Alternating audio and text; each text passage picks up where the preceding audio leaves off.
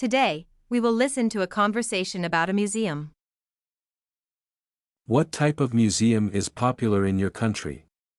There are many types of museums, but the most popular are historical museums. What is the most famous museum in your country?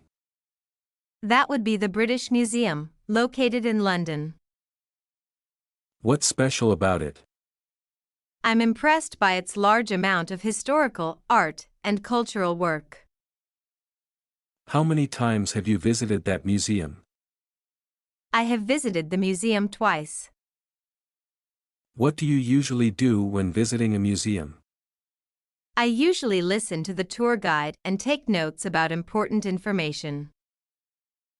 Are you allowed to take pictures there? No, the guards did not allow us to bring the camera in.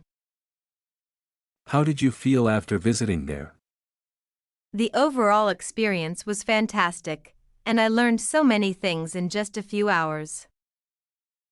What do you think is the importance of museums in history? Museums are an integral part of any country's history, and they keep history alive.